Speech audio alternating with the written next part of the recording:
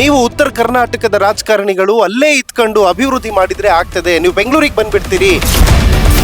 ಬೆಂಗಳೂರಿಗೆ ಬರ್ಲಾಕ ನಮ್ಗೆ ಹೊಸದಾಗಿ ಹಿಡ್ದೈತೆ. ಡೆಲ್ಲಿ ಬರ್ಲಾಕ 800 ಕಿಲೋಮೀಟರ್ ಆದೈತೆ. ನಮ್ಗೆ ಏನ್ ಕೆಲಸ ಇಲ್ಲ. ನಮ್ಗೆ ಬೆಂಗಳೂರಿಗೆ ಯಾವ್ದಕ್ ಬರ್ತೀವಿ? ನಾವೆಲ್ಲ ಚೇಂಜ್ ಮಾಡ್ಲಾಕ ಬರ್ತೀವಿ. ಏನ್ ಅಲ್ಲೇನ ಬಂದು ಮಲಗ್ತೀವಿ.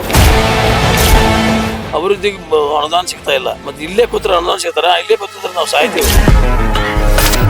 ಬೇರೆ ಬೇರೆ ಮಿನಿಸ್ಟರ್ಗಳು ಕೂಡ ಇದ್ದಾರೆ. ಅವರಿಗೆ ಇಲ್ಲದೆ ಇರುವಂತಹ ದರದು, ಅವರಿಗೆ ಇಲ್ಲದೆ ಇರುವಂತಹ ಒಂದು ಆಕ್ರೋಶ ತಮಗೆ ಯಾಕೆ ಅಂತ. ಯಾಕೆಂತಂದ್ರೆ ಕೆಲವ್ರಿಗೆ ಅಯ್ಯೋ ನೆಕ್ಸ್ಟ್ ಟಿಕೆಟ್ ಎಲ್ಲಿ ಸಿಗಲ್ಲೋ, ನೆಕ್ಸ್ಟ್ ಮಂತ್ರಿ ಪದವಿ ಎಲ್ಲಿ ಸಿಗಲ್ಲೋ ಅನ್ನೋ ಭಯ ಕಾಡ್ತೈತಿ.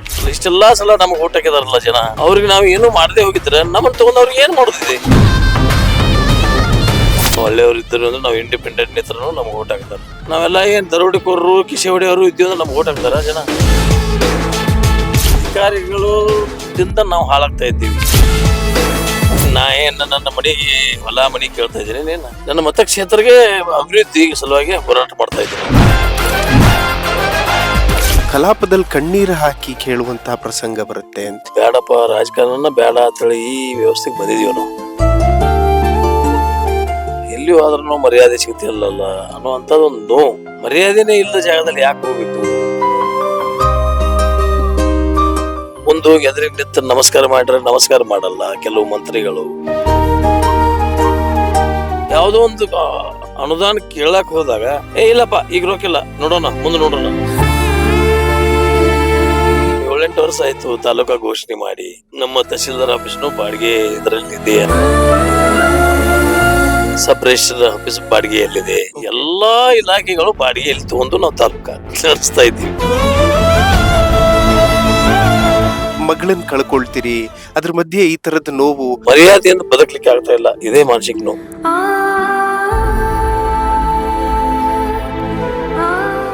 ಈ ಕಾರ್ಯಕ್ರಮದ ಪ್ರಾಯೋಜಕರು ವಿನಯ್ ಕುಮಾರ್ ತರೀಕೆರೆ, ಮಹಾಪ್ರಧಾನ ಕಾರ್ಯದರ್ಶಿ, ಬೆಂಗಳೂರು ಕೇಂದ್ರ ಲೋಕಸಭಾ ಕ್ಷೇತ್ರ, ಯುವ ಜನತಾ ದಳ.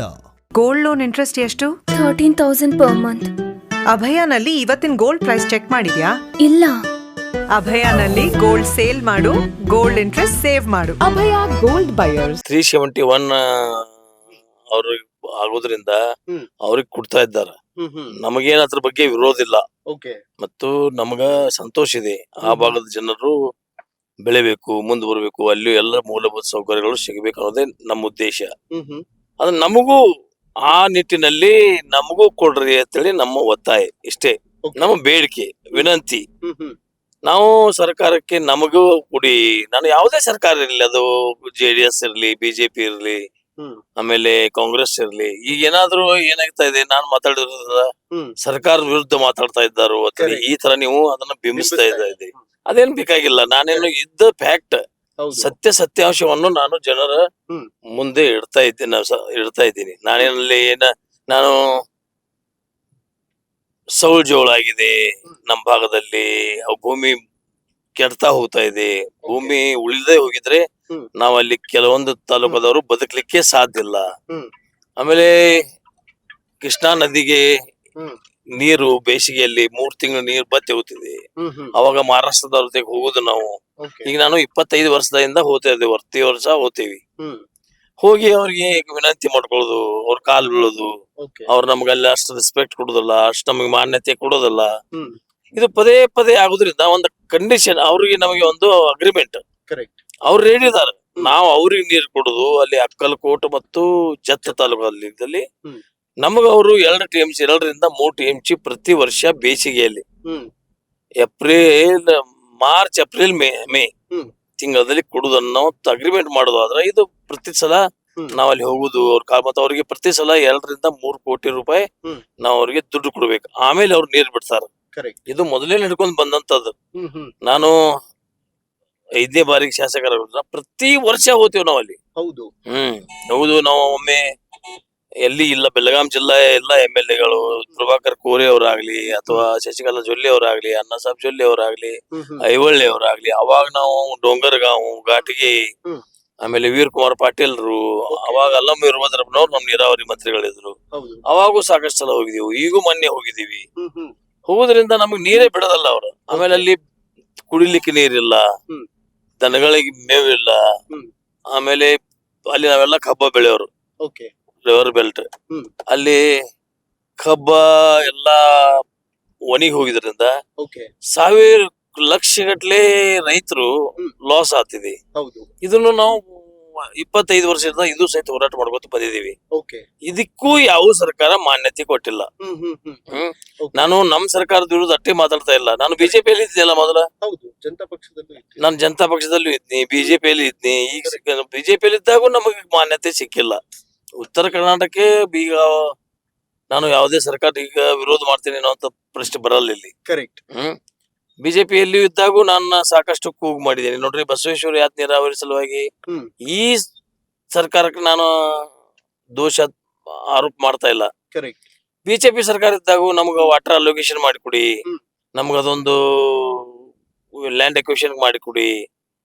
ಮೊದಲು ವಾಟರ್ ಅಲೋಕೇಶನ್ ಮಾಡಿಕೊಡ್ಲಿಲ್ಲ ನಮಗ. ಬೊಮ್ಮಾಯಿ ಅವ್ರು ಬಂದಾಗ ವಾಟರ್ ಅಲೋಕೇಶನ್ ಮಾಡಿಕೊಟ್ಟಿದ್ರು. ಯಡಿಯೂರಪ್ಪ ಸಲುವಾಗಿ ನಾನು ಅದು ಪ್ರತಿ ವರ್ಷ ಪ್ರತಿ ಚುನಾವಣೆಯಲ್ಲಿ ಹ್ಮ್. ಅದೊಂದು ಬಸವೇಶ್ವರ ಯಾತ್ ನೀರಾವರಿ ಹ್ಮ್. ಆಗ್ಬೇಕು ಅಂತ ಹೇಳಿ ಯಡಿಯೂರಪ್ಪ ಇದ್ದಾಗೂ ನಾನು ಹೋರಾಟ ಮಾಡಿದ್ದೆ. Okay. ಆದ್ರೆ ಕೊನೆಗೆ ಅದು ಸಿದ್ದರಾಮಯ್ಯನವರು ಮುಖ್ಯಮಂತ್ರಿ ಇದ್ದಾಗ, ಹ್ಮ್. ಎಂ ಬಿ ಪಾಟೀಲ್ ಅವರು ನೀರಾವರಿ ಮಂತ್ರಿ ಇದ್ದಾಗ ಹ್ಮ್. 17ರಲ್ಲಿ ಅದನ್ನ ಪ್ರಾರಂಭ ಮಾಡಿದ್ರು. ಓಕೆ. 1300 ಕೋಟಿ ರೂಪಾಯಿ ಪ್ರಾಜೆಕ್ಟ್ ಅದನ್ನ ಹ್ಮ್ ಹ್ಮ್ ಪ್ರಾರಂಭ ಮಾಡಿದ್ವಿ. ಈಗ ಮೊನ್ನೆ ನಾನು ಮತ್ತು ಲಕ್ಷ್ಮಣ್ ಸವದಿ ಅವರು ಅದನ್ನ ಪ್ರಾರಂಭ ಮಾಡಿದ್ದೇವೆ. ಹ್ಮ್ ಹ್ಮ್. ಅದನ್ನ 2 ಮೋಟರ್ ಪ್ರಾರಂಭ ಮಾಡಿದ್ವಿ. ಇವ್ 4 ಮೋಟರ್ ಕೂತಿದಾವು. ಓಕೆ. ಆದ್ರೆ 2ನೇ ಹಂತದ 1ನೇ ಹಂತ ಪ್ರಾರಂಭ ಮಾಡಿದ್ದೇವೆ. ಹ್ಮ್ ಹ್ಮ್. ಈಗ ಒಂದು 20,000 ಎಕರೆ ನೀರು ಕೊಡುವಂತ ವ್ಯವಸ್ಥೆಯನ್ನು ಮಾಡಿದೀವಿ. ಹ್ಮ್ ಹ್ಮ್. ಟೋಟಲಿ ಅದು 27,000 ಹೆಕ್ಟರ್, ಹ್ಮ್. ಅಂದ್ರೆ 65,000 ಎಕರೆ. ಓಕೆ. ಅದಕ್ಕ ನಮಗೆ ಎಲ್ಲಾ ಜನರಿಗೆ ಅಲ್ಲಿ ಭಾಗದಲ್ಲಿ 2 ಜಿಲ್ಲಾ ಪಂಚಾಯತಿ ಬರ್ತಾವಲ್ಲಿ, ಮಧುಬಾವಿ ಮತ್ತು ಅನಂತಪುರ ಜಿಲ್ಲಾ ಪಂಚಾಯತಿ. ಓಕೆ. ಅವರು ಬದುಕಬೇಕು, ಅವರು ಸಮಾನತೆಯಿಂದ ಬರ್ಬೇಕು ನಮ್ ಜೊತೆಗೆ ಹ್ಮ್ ಹ್ಮ್. ಅನ್ನುವಂತ ಉದ್ದೇಶ ಅಷ್ಟೇ. ಓಕೆ. ಮತ್ತೆ ನನ್ನ ವೈಯಕ್ತಿಕ ಏನ್ ಇಂಟ್ರೆಸ್ಟ್ ಇದೆ ಅದರಲ್ಲಿ, ಕರೆಕ್ಟ್. ನನ್ನ ವೈಯಕ್ತಿಕ ಸಲುವಾಗಿ ಏನ್ ಬಿಡ್ತಾ ಇಲ್ಲ. ಹೌದು. ಆ ಜನ ನನಗೆ ಆರಿಸ್ಕೊಟ್ಟಿದಾರಲ್ಲ, ನಮ್ ಮತ ಹಾಕಿದಾರು. ಹ್ಮ್ ಹ್ಮ್. ನಮಗೆ ನೋಡಿ, ನನಗ 3-4 ಸಲ ಅಲ್ಲಿ ನಾನು ಆಕ್ಚುಲಿ ಪುನರ್ವಿಂಗಡಣೆ 2008ರಲ್ಲಿ ಆಯ್ತು. ಓಕೆ. ಮೊದಲು ನಾನು ನದಿ ಬೆಲ್ಟೇ ಇತ್ತು ನನಗೆಲ್ಲ. ಹ್ಮ್ ಹ್ಮ್. ಲಕ್ಷ್ಮಣ್ ಸವದಿ ಅವ್ರದ್ದು 30 ಹಳ್ಳಿ ನನಗ್ ಬಂದು, ಹಾ. ನನ್ನೂ ಒಂದ್ 20 ಹಳ್ಳಿ ಲಕ್ಷ್ಮಣ್ ಸವದಿಗೆ ಹೋದ್ರು. ಯಾವಾಗ 2008ರಲ್ಲಿ. ಹೌದು. 2008, 13, 18, 19, 23. 18ರಲ್ಲಿ ಸೋತಿ ನಾನು, 19ರಲ್ಲಿ ಸೋತಿ. ಹೌದು. ಮತ್ತೆ 21ರಲ್ಲಿ ನನಗೆ ಕೊಡ್ತಾರೆ. ಇಷ್ಟೆಲ್ಲಾ ಸಲ ನಮಗ್ ಓಟ್ ಹಾಕಿದಾರಲ್ಲ ಜನ. ಕರೆಕ್ಟ್. ಅವ್ರಿಗೆ ನಾವು ಏನು ಮಾಡದೆ ಹೋಗಿದ್ರೆ ನಮ್ಮನ್ನ ತಗೊಂಡ್ ಅವ್ರಿಗೆ ಏನ್ ಮಾಡೋದಿದೆ? ಹೌದು. ಯಾರ ಪ್ರತಿನಿಧಿ ಬಂದು ಏನ್ ಮಾಡೋದಿದೆ? ಹ್ಮ್ ಹ್ಮ್. ಇದು ನನ್ನ ಒತ್ತಾಯ. ಓಕೆ. ಏನ್ ಅಂತಾರ ನಮಗೆಲ್ಲಾರು, ಕೆಲವು ಜನ ಶಾಸಕರು ನಾರಾಜ್ ಆದ್ರೆ, ಏನಪ್ಪಾ ನೀ ಸರ್ಕಾರದ ವಿರುದ್ಧ ಮಾತಾಡ್ತಿ, ಹ್ಮ್. ಹಿಂಗ್ಯಾಕ್ ಮಾಡ್ತೀನಿ ನೀನು ಅಂತೇಳಿ. ಮೊನ್ನೆ ನಾನು ಸ್ಟೇಟ್ಮೆಂಟ್ ಮಾಡಿದ್ದೀನಿ 4 ತಿಂಗಳ ಹಿಂದೆ. ಹೌದು. ಈ ಅಧಿಕಾರಿಗಳಿಗೆ ಏನಾಗಿಬಿಟ್ಟಿದೆ, ಅಧಿಕಾರಿಗಳು ದಿಂದ ನಾವು ಹಾಳಾಗ್ತಾ ಇದ್ದೀವಿ. ಹೌದು. ಅಧಿಕಾರಿಗಳು ಎಲ್ಲಾ ಸರಿಯಾಗಿ ಸ್ಪಂದನೆ ಮಾಡಿದ್ರೆ ಹ್ಮ್. ನಮ್ ಸರ್ಕಾರದ ಹೆಸರು ಬರ್ತಿತ್ತು ಮತ್ತು ಈ ವ್ಯವಸ್ಥೆಗೆ ನಾವು ಬರ್ತಾ ಇರಲಿಲ್ಲ. ಹ್ಮ್ ಹ್ಮ್. ಅಧಿಕಾರಿಗಳು ಅವ್ರಿಗೆ ತಿಳ್ಕೊಳ್ಳೋಂತ ಪ್ರಯತ್ನ ಮಾಡಲ್ಲ. ಹ್ಮ್. ಅವ್ರಿಗೆ ಏನ್ ನಾಲೆಜ್ ಇರಲ್ಲ ಹ್ಮ್. ನಮ್ ಭಾಗದಲ್ಲಿ. ಓ. ನಾವ್ ಯಾರೋ ಒಂದೊಂದು ತಹಸೀಲ್ದಾರ್ ಕಡೆದ, ಹ್ಮ್. ಅಸಿಸ್ಟೆಂಟ್ ಕಮಿಷನರ್ ಕಡೆದ, ಅಥವಾ ಅಲ್ಲಿ AW ಕಡೆದ, ಎಜುಕೇಶನ್ ಕಡೆದ ಮಾಹಿತಿ ತಗೋತಾರ. ಓಕೆ. ಆ ಮಾಹಿತಿ ಕೊಟ್ಟಿರ್ತಾರ ಅವರೆಲ್ಲ ಸರಿಯಾಗಿ. ಹ್ಮ್. ಬಟ್ ಇವ್ರಿಗೆ ಅದು ಅರ್ಥನೇ ಆಗೋದಿಲ್ಲ. ಈಗ ನಮ್ಮಲ್ಲಿ ಪ್ರಜಾಸೌಧ ಕರೆಕ್ಟ್. ಕಟ್ಲಿಕ್ಕೆ ನಮ್ಗೆ ಹೊಸ ತಾಲೂಕು ಆದದ್ದು, ನನ್ ಕಾಗವಾಡ ತಾಲೂಕ ಹ್ಮ್. 17ರಲ್ಲಿ ಡಿಕ್ಲೇರ್ ಮಾಡಿದ್ದು. ಹ್ಮ್. ಆ ತಾಲೂಕಕ್ಕೆ ಮೂಲಭೂತ 1,000 ರೂಪಾಯಿ ಕೊಡ್ಬೇಕಾದ್ರೆ ನಮ್ಮ ರೆವಿನ್ಯೂ ಹೌದು. ಸಚಿವರು ನಮಗ್ ಪ್ರಜಾಸೌಧ 8 ಕೋಟಿ ಹ್ಮ್. 60 ಲಕ್ಷದ ಪ್ರಜಾಸೌಧನ ಕೊಟ್ಟಿದ್ದಾರೆ. ಹ್ಮ್. ಒಂದು ಸ್ಥಳ ಈಗಾಗಲೇ ನಿಗದಿ ಮಾಡಿದೇವ್ ನಾವು. ಹೌದು. ಆ ಸ್ಥಳ ಕೆರೆ ಅಂತೇಳಿ ಯಾರೋ ಒಬ್ರು ತಪ್ಪು ಮಾಹಿತಿಯನ್ನು ಕೊಟ್ರು. ಹ್ಮ್. ಅದು ಕೆರೆ ಅಲ್ಲ. ಓಕೆ. ಮಳೆಗಾಲದಲ್ಲಿ ಸ್ವಲ್ಪ ಬಂದು ನೀರು ನಿಲ್ತಾ ಇದ್ದು. ಹೌದು. ಅದನ್ನ ನಾನು ನಾವು ನನ್ನ ಮತಕ್ಷೇತ್ರದಲ್ಲಿ ಒಂದು ಪ್ರಜಾಸೌಧ ಕಟ್ಟಡ ಹ್ಮ್. ನಾನು ಕಳಪೆ ಆ ಜಮೀನದಲ್ಲಿ ಹ್ಮ್. ಹೆಂಗ್ ಕೊಡ್ಲಕ್ ಹಾಕಿದ್ರಿ? ಕರೆಕ್ಟ್. ನಾನು ಒಳ್ಳೇದಾಗ್ಬೇಕು, ಅದು ನನ್ನ ಮಕ್ಕಳ ಮರಿಮಕ್ಕಳಿಗೂ ಬರಬೇಕು ಅನ್ನೋಂತ ನನ್ನ ಉದ್ದೇಶ. ಹೌದು. ಅಲ್ಲಿ ಅಂದ್ರೆ ಗಟ್ಟಿ ಹ್ಮ್. ನೆಲ, ಗಟ್ಟಿ ತೆಳಗಡೆ ಪಾಯ ಹಾತೀವ್ ನಾವು. ಹ್ಮ್. ನೀವೇನಂತೀರಿ ಗೊತ್ತಿಲ್ಲ. ಹಾ, ಪಾಯಾನೆ. ಪಾಯ ಅಲ್ಲಿ ಹತ್ತಬೇಕು. ಅಲ್ಲಿ ಒಂದ್ ಕಡೆ 4 ಫೂಟ್ 5 ಫೂಟದಲ್ಲಿ ಪಾಯ ಹತ್ತೈತಿ. ಓಕೆ. ಒಂದ್ ಕಡೆ 5 ಫೂಟ್ 6 ಫೂಟದಲ್ಲಿ, ಒಂದ್ ಕಡೆ 7-8 ಫೂಟದಲ್ಲಿ ಪಾಯ ಹತ್ತೈತಿ. ಹ್ಮ್ ಹ್ಮ್. ಅಲ್ಲಿ ಪ್ರಜಾಸೌಧ ಕಟ್ಲಿಕ್ಕೆ ಏನೂ ಕೊರತೆ ಇಲ್ಲ. ಹ್ಮ್. ಅದನ್ನ ಹೇಳಲಿಕ್ಕೆ ನಾನು ಒಂದ್ ದಿವಸ ಕಟಾರಿ ಅವ್ರ ಕಡೆ ಹೋದಾಗ ನನ್ನ ಮಾತು ಅಟ್ಲೀಸ್ಟ್ ಕೇಳ್ರಿ ಬೇಕ್ರಿ. ಅದು ಕರೆಕ್ಟ್. ಏಯ್ ನೀವೆಲ್ಲ ಏನ್ರಿ ಅಲ್ಲಿ ಕೆರೆ ಕಟ್ಟದ್ರಿ ಅದಂದು ಹೋಗ್ಬಿಟ್ರು. ಹ್ಮ್. ನಾನು ಅವ್ರ ಮೇಲೆ ಹಕ್ಕುಚ್ಯುತಿಯನ್ನು ಮಂಡನೆಯನ್ನು ಮಾಡಿದ್ದೀನಿ. Okay. ಹೋದ್ ಬೆಂಗಳೂರು 1 ವರ್ಷ ಆಯ್ತು ಈಗ. ಹಾ. ಅವನ ಮ್ಯಾಗ ಇನ್ನೂವರೆಗೆ ಏನೋ ಆಕ್ಷನ್ ತಗೊಂಡಿಲ್ಲ. ಆಮೇಲೆ ನಮ್ಮ ಏನ್ ಮಾನ ಮರ್ಯಾದೆ ಉಳಿತಿದೆ. ಹ್ಮ್ ನಾನು ಸಾಕಷ್ಟು ಬಾರಿ ಮುಖ್ಯಮಂತ್ರಿಗಳ ಗಮನಕ್ಕೆ ತಂದೆ, ಎಲ್ಲ ಮಂತ್ರಿಗಳ ಗಮನಕ್ಕೆ ತಂದೆ. ಒಂದು ವಿಷಯ ನನಗೆ ಬಹಳ ದುಃಖ ಆಗ್ತಿದೆ. ನಾನು ಯಾವಾಗ ಮಾತಾಡಿದ್ದೀನಿ, ಸಾಕಷ್ಟು ಸಲ ಕೆಲವು ನನ್ನ ನೋವುಗಳನ್ನ ಮಾತಾಡಿದ್ದೀನಿ. ಯಾವಾಗ ನಾನು ನನ್ನ ನೋವುಗಳನ್ನ ಮಾತಾಡಿದ್ದೀನಿ, ಯಾರಾದ್ರೂ ಒಬ್ರು ಕರೆದು ಯಾಕಪ್ಪ ನಿನ್ಗೆ ಏನಾಗಿದೆ, ನಿನ್ಗೆ ಏನ್ ತೊಂದರೆ ಆಗಿದೆ, ನೀ ಬಾ, ನನ್ನಲ್ಲಿ ನಿವಾರಣೆ ಮಾಡ್ತೀವಿ. ಏನಂದ್ರೆ ನನ್ನ ಮನೆಗೆ ಹೊಲ ಮನಿ ಕೇಳ್ತಾ ಇದ್ದೀನಿ, ನೀನ್ ನನ್ನ ಮತಕ್ಷೇತ್ರಕ್ಕೆ ಅಭಿವೃದ್ಧಿ ಸಲುವಾಗಿ ಹೋರಾಟ ಮಾಡ್ತಾ ಇದ್ದೀನಿ. ಏನಿದ್ದು ನಿನಗೆ ಸ್ಪಂದಿಸ್ತೀವಿ, ಮಾಡ್ತೀವಿ ಅನ್ನೋದು ಒಬ್ಬರೇ ಕರೆದು ನಾನು ಮಾತಾಡ್ಸ್ಬೇಕಲ್ಲ. ಶಾಸಕಾಂಗ ಪಕ್ಷದ ಸಭೆಯಲ್ಲಿಯೂ ನಾನು ಒಂದ್ ಸ್ವಲ್ಪ ಸೀರಿಯಸ್ ಆಗಿ ಮಾತಾಡಿದ್ನಿ. ನೆಕ್ಸ್ಟ್ ಡೇ ನನಗೆ ಮುಖ್ಯಮಂತ್ರಿಗಳು ಎಲ್ಲಾರು ಇದ್ರು, 30 ಜನ ಮಂತ್ರಿಗಳಿದ್ರು. ಎಲ್ಲಾರ್ಗು ಶಾಸಕಾಂಗ ಪಕ್ಷದ ಸಭೆಯಲ್ಲಿ ನಾವು ಮಾತಾಡಬಹುದು. ಯಾಕಂದ್ರೆ ಇಲ್ಲಿ ಪಬ್ಲಿಕ್ ದಲ್ಲಿ ಮಾತಾಡಲಿಕ್ಕೆ ಬರಲ್ಲ. ಕೆಲವು ವಿಷಯಗಳನ್ನು ನಾವು ಶಾಸಕಾಂಗ ಪಕ್ಷದ ಮೀಟಿಂಗ್ ದಲ್ಲಿ ಮಾತಾಡಿದಾಗ ನೆಕ್ಸ್ಟ್ ಡೇ ಕರೆದು, ಒಬ್ಬ ಮಂತ್ರಿ ಆದ್ರೂ ಕರೆದು ಯಾರಾದ್ರೂ ನನ್ಗೆ ಸ್ಪಂದಿಸಿ, ನೀನೇ ನಾರಾಜಾಗಿದ್ದಿ, ಬಹಳ ಸ್ವಲ್ಪ ನೋವುದಿಂದ ಮಾತಾಡಿದಿ ಅಂತ ಯಾರಾದ್ರೂ ಕರೆದಾದ್ರೂ ಮಾತಾಡ್ಬೋದಾಗಿತ್ತಲ್ಲ, ಅದನ್ನು ಮಾಡ್ಲಿಲ್ಲ ಅನ್ನುವಂಥದ್ದು ಮನಸ್ಸಿಗೆ ದುಃಖ, ನೋವಾಗಿದೆ. ಅದಕ್ಕಾಗಿ ಬೇಡಪ್ಪ, ರಾಜಕಾರಣ ಬೇಡ ಅಂತೇಳಿ ಈ ವ್ಯವಸ್ಥೆಗೆ ಬಂದಿದೀವಿ ನಾವು. ಸರ್, ನನಗೆ ಬಹಳ ಆಶ್ಚರ್ಯ ಆಗಿದ್ದು, ಕಲಾಪದಲ್ಲಿ ಕಣ್ಣೀರು ಹಾಕಿ ಕೇಳುವಂತಹ ಪ್ರಸಂಗ ಬರುತ್ತೆ. ಅಂದ್ರೆ ಒಬ್ಬ ಶಾಸಕರದ್ದು ಇಷ್ಟೊಂದು ಅಸಹಾಯಕತೆ ಯಾಕೆ, ಅಷ್ಟೊಂದು ಅಸಡ್ಡೆ ಅಂತ ಅಟ್ಲೀಸ್ಟ್ ಅಧಿಕಾರಿಗಳಿಗೆ ಬುದ್ಧಿ ಹೇಳುವಂತ ಪ್ರಯತ್ನನಾದ್ರೂ ಮಾಡ್ಬೇಕಲ್ಲ ಸರ್ ಯಾರಾದ್ರೂ ಮಿನಿಸ್ಟರ್ಗಳು. ನನಗೆ ಏನ್ ನೋವಾಗಿದೆ, ಯಾಕೆ ನಾ ಕಣ್ಣೀರ ತನ್ನಿ ಅಂದ್ರೆ, ನಾನು ಹಿರಿಯ ಶಾಸಕ, 5ನೇ ಬಾರಿಗೆ ನಾನು 8 ಚುನಾವಣೆಗಳನ್ನು ಮಾಡಿದ್ದೇನೆ. 8ರಲ್ಲಿ 3 ಸಲ ಸೋತಿದ್ದೀನಿ, 5 ಸಲ ಗೆದ್ದಿದ್ದೀನಿ. ನಾನು ಜಿಲ್ಲಾ ಪಂಚಾಯತಿ ಮೆಂಬರ್ ಆಗಿ, PLD ಬ್ಯಾಂಕ್ ಚೇರ್ಮನ್ ಆಗಿ ಸಾಕಷ್ಟು ಹುದ್ದೆಗಳನ್ನ ನೋಡಿದ್ದೀನಿ. ಎಲ್ಲಿ ಹೋದ್ರೂ ನಮಗೆ ರೆಸ್ಪೆಕ್ಟ್ ಸಿಗ್ತಿಲ್ಲ, ಇಲ್ಲಲ್ಲ, ಎಲ್ಲಿ ಹೋದ್ರೂ ಮರ್ಯಾದೆ ಸಿಗ್ತಿಲ್ಲಲ್ಲ ಅನ್ನುವಂಥದ್ದು ಒಂದು ನೋವು. ಈ ನೋವನ್ನು ನನಗೆ ಕಾಡ್ತಾ ಇದೆ. ಹೀಗಾಗಿ ನಮ್ಗೆ ಬೇಸರ ಬಂದಿದೆ. ಬೇಡಪ್ಪ, ಸಾಕಿನ್ನ, ಇಲ್ಲಿ ಏನು ನಮ್ಗೆ ಮರ್ಯಾದೆನೇ ಇಲ್ಲದ ಜಾಗದಲ್ಲಿ ಯಾಕೆ ಹೋಗ್ಬೇಕು ಅನ್ನುವಂತ ಒಂದು ಮಾನಸಿಕ ನೋದಿಂದ ನಾನು ಬಂದಿದ್ದೇನೆ. ಅದಕ್ಕಾಗಿ ನನಗೆ ಬಹಳ ಸ್ವಲ್ಪ ದುಃಖದಲ್ಲಿ ಇದ್ದೇನೆ. ನನ್ನ ಮನಸ್ಥಿತಿ ಸರಿ ಇಲ್ಲ, ಮೆಂಟಲಿ ನಾವು ಡಿಸ್ಟರ್ಬ್ ಆದಂಗ ಆಗಿದ್ದೀವಿ. ಆಮೇಲೆ ನಾನು ಯಾಕ ಪ್ರತ್ಯೇಕ ರಾಜ್ಯ ಕೇಳಿದೀನಿ ಅಂದ್ರೆ, ಪ್ರತ್ಯೇಕ ರಾಜ್ಯ ಮಾಡೋಕ ಸಾಧ್ಯ ಇಲ್ಲ, ಅದೇನು ಇಷ್ಟು ಈಜಿ ಅಲ್ಲ ಪ್ರತ್ಯೇಕ ರಾಜ್ಯ ಮಾಡೋದು. ಆದ್ರೆ ನಾವು ಕೇಳುತ್ತಾ ಇದೀವಲ್ಲ, ಯಾಕಂದ್ರೆ ನಮ್ಮ ನೋವನಲ್ಲಿ ಯಾರು ಕೇಳ್ತಾ ಇಲ್ಲಲ್ಲ. ಮನಿಗೆ ಹೋದ್ರ ಅವ್ರು ಸಿಗೋದಲ್ಲ. ಆಮೇಲೆ ಮುಂದೆ ಹೋಗಿ ಎದುರಿಗೆ ನಿಂತು ನಮಸ್ಕಾರ ಮಾಡ್ರೆ ನಮಸ್ಕಾರ ಮಾಡಲ್ಲ ಕೆಲವು ಮಂತ್ರಿಗಳು. ಆಮೇಲೆ ನಮ್ಮ ಕಡೆ ನೋಡಿ ಹಂಗ ಹೋಗ್ಬಿಡ್ತಾರೋ. ಇವೆಲ್ಲ ಏನ್, ಅಟ್ಲೀಸ್ಟ್ ಒಂದ್ ಪತ್ರ ಕೊಟ್ಟ ಬಳಕ ಅದನ್ನು ಓದುವಂತ ಸೌಜನ್ಯತ್ತು ಮಂತ್ರಿತೆಗಿಲ್ಲ. ಆಯ್ತು ನೋಡ್ತೀನಿ. ಅರೆ ಅದ ಏನಾಯ್ತು, ಅದು ಓದ್ರಿ, ಪತ್ರ ಏನ್ ಕೊಟ್ಟಿದೀವಲ್ಲ ಅದು ಓದ್ರಲ್ಲೇ. ಆಯ್ತು ನೋಡ್ತೀನಿ, ಪತ್ರ ಓದ್ಬೇಕು, ಸಾರಿ ಬ್ರದರ್, ಇದಾಗದಲ್ಲ, ಇದು ಕಾನೂನು ಅಡೆತಡೆಗಳಿದಾವ ಅಂತ ಹೇಳಿದ್ರೆ ಸಂತೋಷ ಐತಿ. ಅಥವಾ ಇದನ್ನ ಕಾನೂನು ಚೌಕಟ್ಟದಲ್ಲಿದೆ ಇದನ್ನ ಮಾಡ್ತೀವಿ ಅಂತ ಹೇಳ್ರಿ. ಯಾವುದೋ ಒಂದು ಅನುದಾನ ಕೇಳಕ್ ಹೋದಾಗ, ಇಲ್ಲಪ್ಪ ಈಗ ರೊಕ್ಕಿಲ್ಲ, ನೋಡೋಣ ಮುಂದೆ ನೋಡೋಣ. ಆಮೇಲೆ ನೋಡೋಣ. ಆಮೇಲೆ ಇಲ್ಲ, ನಮ್ಮ ಇಲಾಖೆಗೆ ಈ ಸಲ ದುಡ್ಡೇ ಕೊಟ್ಟಿಲ್ಲ, ಮುಖ್ಯಮಂತ್ರಿಗಳ ಕಡೆ ಹೋಗಿ ನೀವು ಹೇಳ್ರಿ. ಏನ್ ಅರ್ಥ ಆಗ್ತಿಲ್ಲ ನನಗೆ. ಮಂತ್ರಿಗಳು ನಮ್ಮ ಇಲಾಖೆಗೆ ದುಡ್ಡು ಕೊಟ್ಟಿಲ್ರಿ, ನಾವ್ ಏನ್ ಮಾಡೋಣ, CM ಅವ್ರ ಕಡೆ ಹೋಗಿ ಹೇಳ್ರಿ. ನೀವ CM ಅವ್ರ ಕಡೆ ನಮ್ಗೆ ರೊಕ್ಕ ಕೊಡ್ಲಕ್ ಹೇಳ್ರಿ. ನಾವ್ ಹೇಳ್ಬೇಕಾ CM ಇವ್ರ ಮಂತ್ರಿಗಳು ರೊಕ್ಕ ಕೊಟ್ಟಿರ್ತೀವಿ.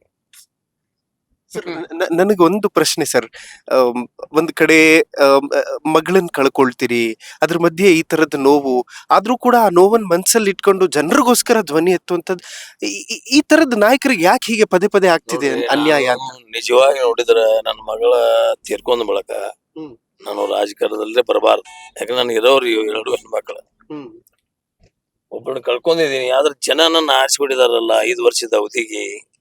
ನಾನು ಮಧ್ಯದಲ್ಲಿ ಅವ್ರನ್ನ ಬಿಟ್ರೆ ಹೇಗೆ? ಮಧ್ಯದಲ್ಲಿ ಅವ್ರ ಕೈ ಬಿಟ್ಟು ಹೋಗ್ಲಿಕ್ಕೆ ನನಗೆ ಮನಸ್ಸು ಇರಲಿಲ್ಲ. ಯಾಕಂದ್ರೆ ನನಗೆ 35 ವರ್ಷದಿಂದ ನನ್ನ ಎತ್ತಿ ಹಿಡಿದಿದ್ದಾರೆ ಜನ ನನ್ನ ಮತಕ್ಷೇತ್ರದಲ್ಲಿ. ನನಗೆ ನಾನು ಯಾವಾಗ ನಿಲ್ತಿದ್ದೀನಿ ಅವಾಗ ಜಿಲ್ಲಾ ಪಂಚಾಯತಿ PLD ಬ್ಯಾಂಕ್ ಇರಲಿ ಅಥವಾ ಯಾವುದೇ ಸಕ್ಕರೆ ಕಾರ್ಖಾನೆಗಳಿರ್ಲಿ, ಯಾವುದಕ್ಕೂ ನಾನು ಜನ ಹತ್ತಿರ ಹೋಗಿ ಭಿಕ್ಷೆ ಬೇಡಿದೀನಿ, ಮತ ಭಿಕ್ಷೆ ಬೇಡಿದೀನಿ. ಅವಾಗ ನನ್ನ ಖಾಲಿ ಕೈಲಿ ಕಳ್ಸಿಲ್ಲ, ಮತ ಹಾಕಿ ಕಳ್ಸಿದ್ದಾರೆ.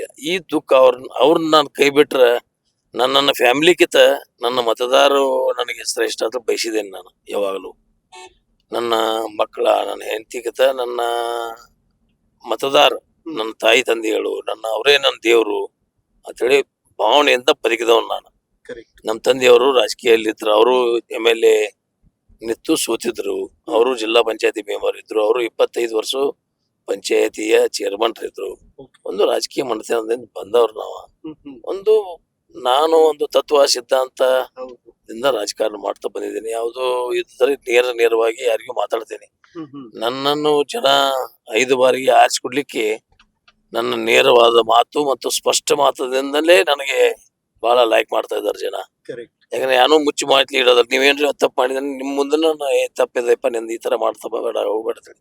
ನನ್ನ ಬ್ರದರ್ ತಪ್ಪು ಮಾಡಿದ್ರು ಬ್ರದರ್ಗೂ ನಾನು ನನ್ನ ರಾಜಕೀಯದಲ್ಲಿ ನನ್ನ ಬ್ರದರ್ ಆಗ್ಲಿ, ನನ್ನ ಬ್ರದರ್ ಮಗ ಆಗ್ಲಿ, ಎಂದಿಗೂ ನಾನು ಅವ್ರಿಗೆ ಎಂಟರ್ಫಿಯರ್ ಆಗು ಕೊಟ್ಟಿಲ್ಲ. ಮತ್ತೆ ಅವರು ಬಂದಿಲ್ಲ. ನೋಡಿರ್ಬೇಕಾದ್ರೆ ನನ್ನ ಒಂದು ಉದಾಹರಣೆ ಕೊಡ್ತೀನಿ. ನಾನು ನನ್ನ ಬ್ರದರ್ದ ಮಗ ಮೊನ್ನೆ ಹುಬ್ಳಿಗೆ ಹೋಗು ಮುಟ್ಟ ಈಗ 1-2-3 ತಿಂಗಳ ಹಿಂದೆ ಒಂದು ಆಕ್ಸಿಡೆಂಟ್ ಆಯ್ತು. ಆಕ್ಸಿಡೆಂಟ್ ಆಗಿ ತೀರ್ಕೊಂಡ್ರು ಒಬ್ರು. ಆಕ್ಸಿಡೆಂಟ್ ಆಗಿ ಮುಂದೆ ನಾವು ಬೈಕ್ ಅದಾವ ತೀರ್ಕೊಂಡ್. ಆ ಸಂದರ್ಭದಲ್ಲಿ ಒಬ್ರಿಗೂ ನಾನು ಫೋನ್ ಮಾಡಿ ಹೇಳಿಲ್ಲ. ಒಬ್ರು PSI ಆಗ್ಲಿ, DSP ಆಗ್ಲಿ, CPI ಆಗ್ಲಿ, SP ಆಗ್ಲಿ. ಯಾಕೆ ನಾ ಹೇಳಿಲ್ಲ ಅಂದ್ರೆ, ಯಾಕೆ ನಾವು ಹೇಳ್ಬೇಕು ಅವ್ರಿಗೆ? ನನ್ನ ಮಗನ್ ತಪ್ಪಿತ್ತಂದ್ರ ಜೈಲ್ಗೆ ಹಾಕ್ತಾರು. ನನ್ನ ಮಗನ್ ತಪ್ಪಿತ್ತಂದ್ರ ಲೈಸೆನ್ಸ್ ಇಲ್ಲ, ಇನ್ಶೂರೆನ್ಸ್ ಇಲ್ಲ, ಅದ್ರ ಓದವನು ಮೇಲೆ ಕೇಸ್ ಹಾಕ್ತಾರು. ಅವನ್ನೆಲ್ಲ ಸರಿ ಇತ್ತಂದ್ರ ಸರಿ ಬಿಡ್ತಾರು. ನಾನು ಅಲ್ಲೆಲ್ಲ ಅಪ್ರಿಶಿಯೇಟ್ ಮಾಡಿದ್ರು ಅವ್ರು. ಒಬ್ಬ MLA ಮಗ ಆಕ್ಸಿಡೆಂಟ್ ಆದ್ರೂ ಒಂದು ಫೋನ್ ಮಾಡ್ಲಿಲ್ಲ ಸಾಹೇಬ್ರು ಅನ್ನೋದು. ಮತ್ತು ಇದನ್ನ ತಾವು ಹಿಂದೆ ಅದನ್ನ ಎನ್ಕ್ವೈರಿನೂ ಮಾಡ್ಬೋದು. ಅಂದ್ರೆ ಈ ತತ್ವ ಸಿದ್ಧಾಂತದಿಂದ ಬಂದಿದ್ದೇನೆ ನಾನು ಯಾವಾಗಲೂ ನಾನು ಬೇರೆಯವ್ರ ತಾಲೂಕಾ ಪಂಚಾಯತಿಗಾಗ್ಲಿ, ಜಿಲ್ಲಾ ಪಂಚಾಯತಿಗಾಗ್ಲಿ, ಶುಗರ್ ಫ್ಯಾಕ್ಟ್ರಿ ಡೈರೆಕ್ಟರ್ ಆಗ್ಲಿ, ಶುಗರ್ ಫ್ಯಾಕ್ಟ್ರಿ ಚೇರ್ಮನ್ ಆಗ್ಲಿ, ಸಾಕಷ್ಟು ನಾವು ಬೇರೆ ಜನರನ್ನ ಮಾಡಿದ್ದೀನಿ. ಆದ್ರೆ ನನ್ನ ಬ್ರದರ್ನಾಗ್ಲಿ ಅಥವಾ ನನ್ನ ಬ್ರದರ್ ಮಗನಾಗ್ಲಿ ಎಂದೂ ರಾಜಕೀಯದಲ್ಲಿ ಒಂದು ನಾಮಿನೇಷನ್ ಮಾಡುವಂತ ಇದಕ್ಕೂ ಹೋಗಿಲ್ಲ ನಾನು. ಯಾಕಂದ್ರೆ ನನಗೆ ಇಡೀ 2 ಲಕ್ಷ ಜನ ನನಗೆ ಅಧಿಕಾರ ಕೊಟ್ಟಿದಾರಲ್ಲ, ಅದು 25-30 ವರ್ಷ. ನಾನು ನನ್ನ ಬ್ರದರ್ನಾಗ್ಲಿ, ನನ್ನ ಮಗನಾಗ್ಲಿ ಜಿಲ್ಲಾ ಪಂಚಾಯತಿಗೂ ನಾವ, ತಾಲೂಕಾ ಪಂಚಾಯತಿಗೂ ನಾವ, ಆಮೇಲೆ ಡೈರೆಕ್ಟರ್ಗೂ ನಾವ, ನಮ್ಮ ಫ್ಯಾಮಿಲಿನ ಆಗಿದ್ರ ನನ್ನ ಕಾರ್ಯಕರ್ತರು ಏನ್ ಮಾಡ್ಬೇಕ್ರಿ? ಈ ತರ ಕಾರ್ಯಕರ್ತನ ಬೆಳೆಸಿದ್ದೇನೆ ನಾನು. ಅದಕ್ಕಾಗಿ ನನಗೆ ಒಂದು ಮತಕ್ಷೇತ್ರದಲ್ಲಿ ನನಗೆ ಆದಂತ ಒಂದು ಮರ್ಯಾದೆ ಇದೆ. ಅದನ್ನ ನಾನು ಕಾಯ್ಕೊಂಡು ಬಂದಿದ್ದೀನಿ. ಅದಕ್ಕಾಗಿ ನಾನು ಎಲ್ಲಾರು ನಾನೊಂದ್ ಸ್ವಲ್ಪ ಏನೋ ಒಂದು ಬಹಳ ಮನಸ್ಸಿಗೆ ಹಚ್ಕೋತೀನಿ. ಏನಾದ್ರು ಯಾರಾದ್ರು ಅಂದ್ರ ಸ್ವಲ್ಪ ಇಮಿಡಿಯೇಟ್ ನಾ ಅಪ್ಸೆಟ್ ಆಗ್ತೀನಿ. ಯಾಕಂದ್ರೆ ನನ್ನ ತಾಯಿ ತಂದೆ ಆ ಒಂದು ಸಂಸ್ಕಾರ ಕೊಟ್ಟಿದ್ದಾರೆ ನನಗೆ. ಅದಕ್ಕಾಗಿ ರಾಜಕಾರಣಕ್ಕಿಂತ ಹೆಚ್ಚಿಗೆ ನಾನು ಬಹಳ ನೋಡ್ರಿ, ಯಾವಾಗಲೂ ನನ್ನ 5 ಸಲ ಆದ್ರೂ ನಾ ಯಾವಾಗಲೇ ಹೋಗಿ ಯಾರ ಹತ್ತಿರ ನನ್ನ ಮಂತ್ರಿ ಮಾಡ್ರಿ ಅಂತ ಎಂದು ಕೇಳಿಲ್ಲ ನಾನು. ಯಾಕಂದ್ರೆ 136ರಲ್ಲಿ 30 ಜನನ ಮಂತ್ರಿ ಮಾಡ್ಬೇಕಲ್ಲ. ಅವ್ರಿಗೂ ತೊಂದ್ರೆ. ನಾವ್ 136 ಜನ ಎಲ್ಲಾ ಹೋಗಿ ಕೇಳಕತ್ತೀವಿ ಅಂದ್ರ ಮುಖ್ಯಮಂತ್ರಿ ಐತೀರ, ನಾವ್ 136 ಮಂದಿ ಎಲ್ಲಾರು ಮಂತ್ರಿ ಮಾಡ್ರದ್ ಕೇಳಕತ್ರ ಅವ್ರ ಏನ್ ಮಾಡ್ಬೇಕು? ಈ ತತ್ವದಿಂದ ಅವ್ರಿಗೆ ಯಾಕೆ ಡಿಸ್ಟರ್ಬ್ ಮಾಡ್ಬೇಕು? ಅವರು ಏನೋ ಒಂದು ಅವ್ರ ತಿಳ್ಕೊಂಡು ಯಾರಿಗೆ ಒಳ್ಳೆಯವ್ರದಾರು, ಯಾರು ಸರಿಯಾಗಿ ಆ ಇಲಾಖೆಯನ್ನ ನಿರ್ವಹಣೆ ಮಾಡುವಂತ ಶಕ್ತಿ ಇದೆ ಅವ್ರಿಗೆಲ್ಲ ಮಂತ್ರಿ ಮಾಡ್ತಾರು. ನಾನ್ ಆ ಶಕ್ತಿ ಇದ್ದಿದ್ರೆ ಅವ್ರು ಅರ್ಥ ಮಾಡ್ಕೊಂಡಿದ್ರೆ ನನಗೂ ಮಾಡ್ಬೋದು. ಅದ್ರ ನಾನು ಎಂದೂ ಹೋಗಿ ಯಾರ ಹತ್ರ ಕೇಳಿದ ಉದಾಹರಣೆ ಬೇಕಾದ್ರೆ ಯಾರು ಬೇಕಾದವ್ರು, ಇವತ್ತಿನ ಮುಖ್ಯಮಂತ್ರಿ ಇರ್ಲಿ, ಯಡಿಯೂರಪ್ಪನವ್ರು ಇರ್ಲಿ, ಯಾರೇ ಬೇಕಾದ್ರೆ ನಾನು ಮಂತ್ರಿ ಮಾಡಿದ್ರೆ ಯಾರ ಹತ್ತಿರ ಇವತ್ತು ಹೇಳಿ ನಾ ಸಿದ್ದರಾಮಯ್ಯ ಹತ್ರ ಹೋಗಿ ಆಗ್ಲಿ ಅಥವಾ DK ಶಿವಕುಮಾರ್ ಹತ್ರ ಆಗ್ಲಿ ಹೋಗಿ ನಾನು ಎಂತೂ ಮಂತ್ರಿ ಮಾಡ್ರಿ, ನಾನು ಸೀನಿಯರ್ ಇದ್ದೀನಿ, 5ನೇ ಸಲ ಇದ್ದೀನಿ, ನನಗೊಂದು ಅವಕಾಶ ಕೊಡ್ರಿ ನಾನು ಎಂತೂ ಕೇಳಿಲ್ಲ. ಒಂದು ವ್ಯವಸ್ಥೆಯಲ್ಲಿ ಬೆಳೆದು ಬಂದಿದ್ದೇನೆ ನಾನು. ಈಗಿನ ಈ ವ್ಯವಸ್ಥೆಗಳು ನನಗೆ ಯಾಕೋ ಸರಿ ಅನಿಸ್ತಾ ಇಲ್ಲ. ಇನ್ನು ಮುಂದೆ ನಾವು ಇದರಿಂದ ದೂರ ಸರಿಬೇಕು, ರಾಜಕಾರಣ ಬಿಡಬೇಕು, ರಾಜಕಾರಣದಿಂದ ನಿವೃತ್ತಿ ಆಗ್ಬೇಕು ಅನ್ನುವಂತ ಮನಸ್ಥಿತಿಗೆ ನಾನು ಬಂದಿದ್ದೀನಿ. ಮುಂದಿನ ದಿನಮಾನದಲ್ಲಿ ಕಾದು ನೋಡೋಣ. ಓಕೆ ಸರ್, ಉತ್ತರ ಕರ್ನಾಟಕದಲ್ಲಿ ಇವತ್ತು ಕೂಡ ಇನ್ಫ್ಯಾಕ್ಟ್ ತಮ್ಮ ಕ್ಷೇತ್ರದಲ್ಲಿರುವಂತಹ ಜನ ಬೆಂಗಳೂರಿಗೆ ಬರೋದಕ್ಕೂ ಕೂಡ ಸಾಧ್ಯ ಆಗದೆ ಇರುವಂತಹ ಸ್ಥಿತಿ. ಮತ್ತೊಂದು ಕಡೆ ತಹಶೀಲ್ದಾರ್ ಕಚೇರಿ ಬಾಡಿಗೆ ಕಟ್ಟಡದಲ್ಲಿದೆ ಅನ್ನುವಂಥದ್ದೇ ಆಶ್ಚರ್ಯ ಆಗುತ್ತೆ ನನಗೆ. 7 ವರ್ಷ ಆಯ್ತಲ್ಲ, ನಾವ್ 7-8 ವರ್ಷ ಆಯ್ತು ತಾಲೂಕಾ ಘೋಷಣೆ ಮಾಡಿ. ಇನ್ನೂ ಇನ್ಫ್ರಾಸ್ಟ್ರಕ್ಚರ್, ಇನ್ನೂ ಅಲ್ಲಿ ಜಡ್ಪಿ ಆಗಿಲ್ಲ. ಜಡ್ಪಿ ಇಲ್ಲ, ಜಿಲ್ಲಾ ಪಂಚಾಯತಿ, PWD, ಹಾರ್ಟಿಕಲ್ಚರ್, ಅಗ್ರಿಕಲ್ಚರ್ ಎಲ್ಲಾ ಇಲಾಖೆಗಳು ತಾಲೂಕಿಗೆ ಬರಬೇಕು. ನಮ್ಮ ತಹಶೀಲ್ದಾರ್ ಆಫೀಸ್ನು ಬಾಡಿಗೆ ಇದರಲ್ಲಿ ಇದೆ. ಅದನ್ನು ಯಾಕೆ ಪ್ರಜಾಸೌಧ ಕಟ್ಟಿದ ಬಳಿಕ ಅಲ್ಲಿ ನಾವು ಶಿಫ್ಟ್ ಮಾಡಬಹುದು. ಆಮೇಲೆ ಸಬ್ ರಿಜಿಸ್ಟರ್ ಆಫೀಸ್ ಬಾಡಿಗೆಯಲ್ಲಿದೆ. CDPO ಆಫೀಸ್ ಅದು ಬಾಡಿಗೆಯಲ್ಲಿದೆ. ಎಲ್ಲಾ ಇಲಾಖೆಗಳು ಬಾಡಿಗೆಯಲ್ಲಿ ತಗೊಂಡು ನಾವು ತಾಲೂಕಾ ನಡೆಸ್ತಾ ಇದ್ದೀವಿ. ಈಗ ಅದಕ್ಕೆ ನಮ್ಗೆ ಇನ್ಫ್ರಾಸ್ಟ್ರಕ್ಚರ್ ಸಲುವಾಗಿ ನಮ್ಗೆ ಬಿಲ್ಡಿಂಗ್ ಕಟ್ಲಿಕ್ಕೆ ಎಲ್ಲಾ ಇಲಾಖೆ, ಇದು ಪ್ರಜಾಸೌಧದಲ್ಲಿ ಮಾತ್ರ ಕೇವಲ ತಹಶೀಲ್ದಾರ್ ಮತ್ತು ಟ್ರೆಜರಿ ಮತ್ತು ಇದು ಸಬ್ ರಿಜಿಸ್ಟರ್ ಆಫೀಸ್ ಮಾತ್ರ ನಾವು ಅಲ್ಲಿ ಪ್ರಜಾಸೌಧದಲ್ಲಿ ಒಯ್ಲಿಕ್ಕೆ ಅವಕಾಶ ಇದೆ. ಮತ್ತೆ ನಾವು ಜಿಲ್ಲಾ ಪಂಚಾಯತಿ ಕಟ್ಟಡ ಕಟ್ಟಬೇಕು, PWD ಕಟ್ಟಡ ಕಟ್ಟಬೇಕು, ಇಲಾಖೆ ಆಫೀಸ್ ಮಾಡ್ಬೇಕಾದ್ರೆ ಕಟ್ಟಬೇಕಲ್ಲ, CDPO ಕಟ್ಟಡ ಕಟ್ಟಬೇಕು. ಎಲ್ಲಾ ಕಟ್ಟಡ ಕಟ್ಟಲಿಕ್ಕೆ ಮತ್ತೆ ನಾವು ಜಾಗ ಕೊಡ್ತೀವಿ ಅವ್ರಿಗೆ, ನಮಗ್ ದುಡ್ಡು ಕೊಡ್ಲಿ. ಈ ನಿಟ್ಟಿನಲ್ಲಿ ನಾವು ಅಭಿವೃದ್ಧಿಗೆ ಬೇಡ್ತೀವಿ. ಈಗ ನೋಡ್ರಿ, ನಮ್ಮಲ್ಲಿ 10 ತಾಲೂಕು ಇತ್ತು ಮೊದಲು ಬೆಳಗಾವಿ ಜಿಲ್ಲೆಯಲ್ಲಿ. ಈಗ 5 ತಾಲೂಕಲ್ಲಿ ಮಾಡಿದಾರೆ: ತಿಪ್ಪಾನಿ, ಕಾಗವಾಡ, ಮೂಡಲಗಿ, ಕಿತ್ತೂರ್ ಮತ್ತೆ ಯರಗಟ್ಟಿ. ಇವತ್ತು ಎಲ್ಲದಕ್ಕೂ ಇನ್ಫ್ರಾಸ್ಟ್ರಕ್ಚರ್ ಕೊಡಬೇಕು ಅನ್ನುವಂಥದ್ದು ನನ್ನ ಭಾವನೆ. ಸರ್, ಬೇರೆ ಶಾಸಕರು, ಬೇರೆ ಬೇರೆ ಮಿನಿಸ್ಟರ್ಗಳು ಕೂಡ ಇದ್ದಾರೆ. ಅವರಿಗೆ ಇಲ್ಲದೆ ಇರುವಂತಹದರದು, ಅವರಿಗೆ ಇಲ್ಲದೆ ಇರುವಂತಹ ಒಂದು ಆಕ್ರೋಶ ತಮಗೆ ಯಾಕೆ ಅಂತ. ಯಾಕೆಂತಂದ್ರೆ ಕೆಲವ್ರಿಗೆ ಅಯ್ಯೋ ನೆಕ್ಸ್ಟ್ ಟಿಕೆಟ್ ಎಲ್ಲಿ ಸಿಗಲ್ಲೋ, ನೆಕ್ಸ್ಟ್ ಮಂತ್ರಿ ಪದವಿ ಎಲ್ಲಿ ಸಿಗಲ್ಲೋ ಅನ್ನೋ ಭಯ ಕಾಡ್ತೈತಿ. ನಿಮ್ಗೆ ಯಾಕೆ ಆ ಭಯ ಯಾವ್ದು ಇಲ್ಲ ಅಂತ?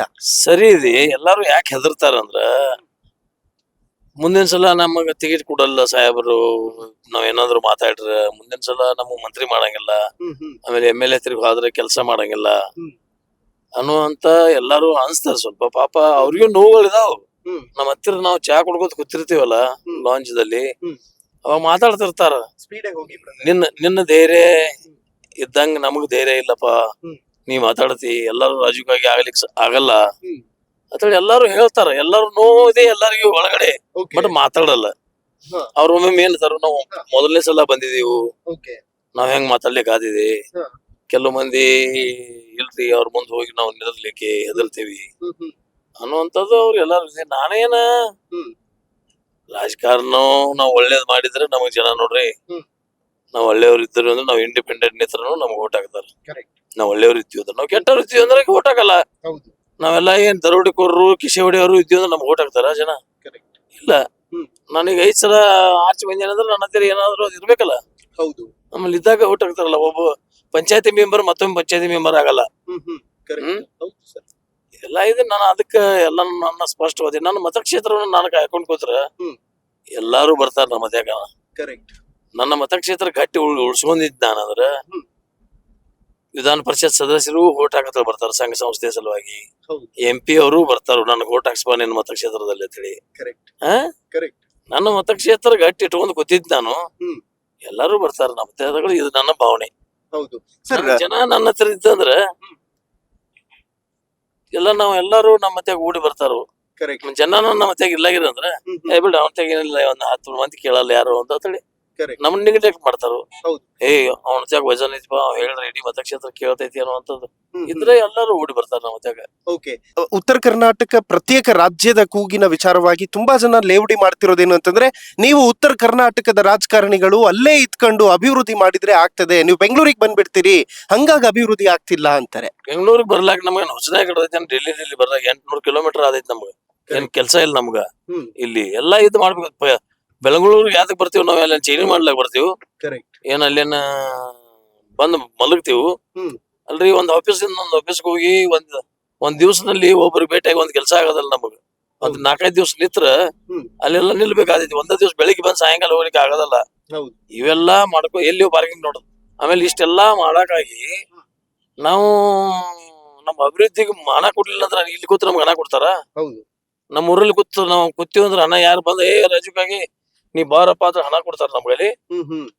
ಅಲ್ಲಿ ಹೋಗಿ ಪ್ರಯತ್ನ ಮಾಡಿ ಎಲ್ಲರಿಗೂ ಭೇಟಿಯಾಗಿ ನಾವ್ ಕೇಳಿದಾಗ ನಮ್ಗೆ ಅಭಿವೃದ್ಧಿಗೆ ದುಡ್ಡು ತಗೊಂಡ್ ಬರ್ತೀವಿ. ಬೆಂಗಳೂರಿಗೆ ಯಾಕೆ ಬರ್ತೀವಿ? ನೀವು ಯಾಕೆ ಬರ್ತೀರಿ? ಇಲ್ಲೇ ಇದ್ರೆ ನೀವು ಅಭಿವೃದ್ಧಿ ಮಾಡಿದ್ರೆ ಆಯ್ತು ಅಂದ್ರೆ ಇದೇನ್ ಅರ್ಥ ಇದೆ? ಇದಕ್ಕೇನ್ ಅರ್ಥ ಇಲ್ಲ. ಇದು ಹುಚ್ಚರ್ಸ್ ಅಂತಿದ್ ಎಲ್ಲ. ನಾವು ಬರೋದು ಬೆಂಗಳೂರಿಗೆ ನಮ್ಮ ಅಭಿವೃದ್ಧಿ ಸಲುವಾಗಿ ಮಂತ್ರಿಗಳಿಗೆ ಭೇಟಿ ಆಗ್ಬೇಕು.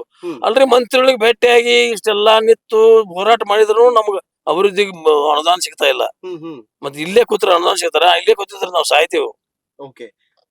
ಸರ್, ಮತ್ತೊಂದು ವಿಚಾರ, ಹಳೇದು ಪಳೇದು ಡಕೋಟಾ ಬಸ್ ಗಳನ್ನ ಹಾಕ್ಬಿಡ್ತಾರೆ ನಮ್ಮ ಉತ್ತರ ಕರ್ನಾಟಕಕ್ಕೆ. ಸರಿಯಾದ ಬಸ್ ವ್ಯವಸ್ಥೆ ಇಲ್ಲ. ಅದೆಲ್ಲ ಆಗಲ್ಲ.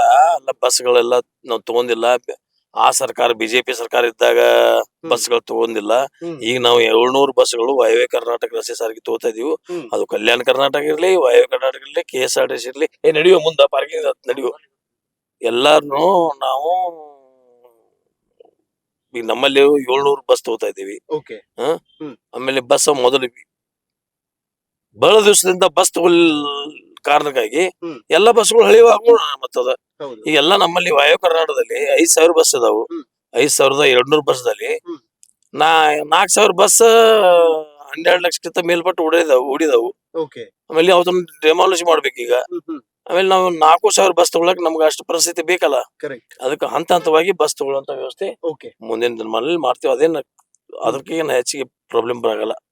ಫೈನಲ್ ಕ್ವಶನ್ ಸರ್, ಕಳೆದ 2.5 ವರ್ಷದಲ್ಲಿ ಎಷ್ಟು ಅನುದಾನ ಬಂತು? ಏನೆಲ್ಲ ಮಾಡೋದಕ್ಕೆ ಸಾಧ್ಯ ಆಯ್ತು? ಅನುದಾನ ಬಂದಿದೆಯನ್ನ PWD SSDP ಯಲ್ಲಿ ತಗೋತಾ ಇದೀವಿ. PWD ರಸ್ತೆ ಅಭಿವೃದ್ಧಿ ಕೊಟ್ಟಿದ್ದಾರೆ. ಮತ್ತು ವಿಶೇಷ ಫಂಡವಾಗಿ ಸರ್ಕಾರ ನಮ್ಗೆ ಮುಖ್ಯಮಂತ್ರಿ ಅವರು ಒಮ್ಮೆ 25 ಕೋಟಿ, ಒಮ್ಮೆ 50 ಕೋಟಿ ಕೊಟ್ಟಿದ್ದಾರೆ. ಈಗ ಆಗ್ತಾ ಇದೆ. ಆಮೇಲೆ ಬೇರೆ ಬೇರೆ ಸಣ್ಣ ನೀರಾವರಿ ಇಲಾಖೆ ಎಂದು ಬಂದಿದಾವ್ ದುಡ್ಡು. ಆಮೇಲೆ PWD ಇಂದ ಆಮೇಲೆ ಸಾಕಷ್ಟು ಅನುದಾನಕ್ಕೆ ದುಡ್ಡು ಬರ್ತಾ ಇದೆ. ಅದೇನ್ ತೊಂದ್ರೆ ಇಲ್ಲ. ಅದ ಅನುದಾನ ದುಡ್ಡು ತಗೋತಾ ಇದೀವಿ. ಸ್ವಲ್ಪ ತಾರತಮ್ಯ ಆಗ್ತಾ ಇದೆ ಒಬ್ಬೊಬ್ರಿಗೆ. ಅವೆಲ್ಲ ನಿಟ್ಟಿನಲ್ಲಿ ಆಗ್ತಾ ಇದ್ದಾವ. ಅದ್ರದ್ದೇನಿಲ್ಲ. ಬಟ್ ಮಾನಸಿಕ ನೋವು ಅಂದ್ರೆ ನಮಗೆ ಮರ್ಯಾದೆಯಿಂದ ಬದುಕಲಿಕ್ಕೆ ಆಗ್ತಾ ಇಲ್ಲ. ಇದೇ ಮಾನಸಿಕ ನೋವು. ವೆಲ್ ಸರ್, ತಮ್ಮ ಹೋರಾಟಕ್ಕೆ ಜಯ ಸಿಗ್ಲಿ, ಒಳ್ಳೇದಾಗ್ಲಿ sir. Thank you so much. Thank you very much. ನಮಸ್ಕಾರ. ಓಕೆ, ನೋಡಿದ್ರಲ್ಲ ವೀಕ್ಷಕರೇ, ಇದಿಷ್ಟು ರಾಜು ಕಾಗೆ ಅವರ ಮಾತು. ಅವರ ಹೋರಾಟ ಇರೋದು ಅವರ ಕ್ಷೇತ್ರದ ಜನರ ಅಭಿವೃದ್ಧಿಯ ವಿಚಾರವಾಗಿ ಮತ್ತು ಕ್ಷೇತ್ರದ ಜನರಿಗೆ ನ್ಯಾಯ ಕೊಡಿಸಬೇಕು ಅನ್ನುವಂತಹ ಸಲುವಾಗಿ. ಅದೇನೇ ಇದ್ರೂ ಕೂಡ ಮುಂದೆ ಸರ್ಕಾರ ಏನ್ ಮಾಡುತ್ತೆ, ಹೇಗಾಗುತ್ತೆ ಅನ್ನುವಂಥದ್ದಕ್ಕೆ ಉತ್ತರ ಸಿಗುತ್ತೆ. ನೋಡ್ತಾ ಇರಿ ಹೆಲೋ ಹಿಂದೂ. ನಾನು ಸೈಯದ್ ಹಿದಾಯತ್, ಸೈನಿಂಗ್ ಆಫ್, ಬೆಳಗಾವಿಯಿಂದ.